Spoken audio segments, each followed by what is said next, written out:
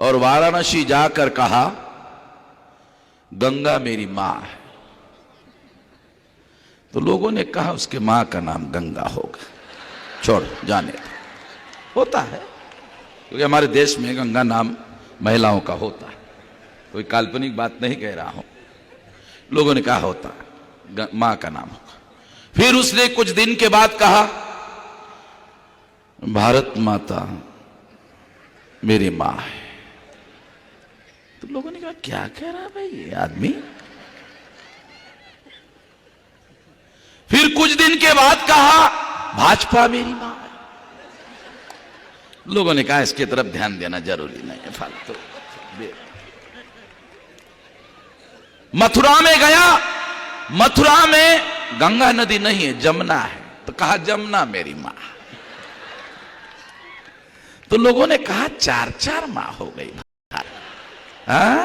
चार चार मां हो गई है।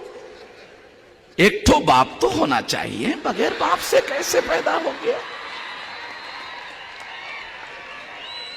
मां के ही बारे में बोल रहा है, बाप के बारे में बोल ही नहीं रहा है। एक तो बाप तो होना चाहिए। दिल्ली में पिछले साल की बात है, आरएसएस की मीटिंग हुई तो नरेंद्र मोदी प्रधानमंत्री के हैसियत से सारा मंत्रिमंडल लेकर आरएसएस के मीटिंग में मोहन भागवत और आरएसएस के सामने शरणागत हो गया। तब हमें पता चला कि नरेंद्र मोदी का बाप कौन है, पता ही नहीं था। और वो छुपा रहा था, हमको पता नहीं चल रहा था बाप कौन है कौन है कौन है। चर्चा शुरू हुई तो पता चला, जब वो सारा मंत्रिमंडल लेकर गया तो पता चला अच्छा वो बाप है। संविधान में लिखा हुआ है कि देश का एक प्रधानमंत्री होगा, उसका मंत्रिमंडल होगा, मंत्रिमंडल की सलाह से देश का प्रधानमंत्री देश का कारोबार चलाएगा और